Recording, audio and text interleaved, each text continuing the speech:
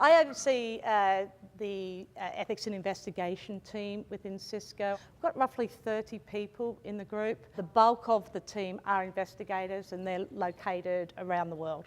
We sit within the finance organisation administratively, but then we report functionally to the audit committee of the board of directors. So we have as I said, a prioritisation model, but depending on the type of matter it is, is it something that there, be regulatory involvement? Is it, a serious allegation, and we can grade it, and then we regularly review that to see whether, okay, something slipped or we need to bump something up, because as all of you know, if you're doing investigations, they change. They change as soon as, from where you started, halfway through, towards the end, and you really need to be monitoring that all the time, so we're constantly evolving that. We do have sort of things to consider in every investigation, so and we do investigative plans depending on the investigation. So the things to consider is, what is the issue at hand? Okay, what is the law, rule, policy that is potentially breached? Okay, what are the avenues of inquiry? Where would we go to get the evidence? Who needs to be part of the communications? So the management, who are the clients, the stakeholders? What do they need to get communicated to them, and how often?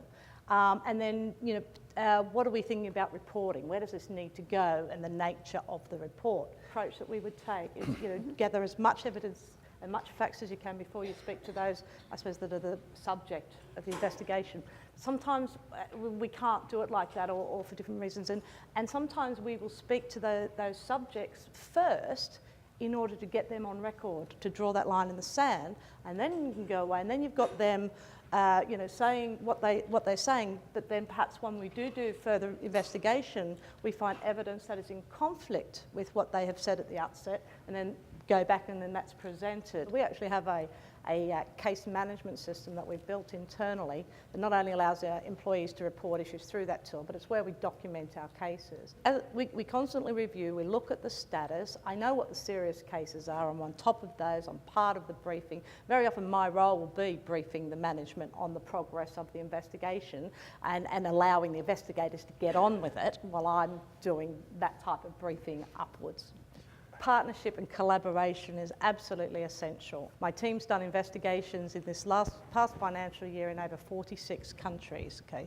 And we try and position ourselves as business partners. We're business enablers, and we enable the business by understanding facts as quickly as possible so management can make decisions. Okay. We couldn't do it on our own.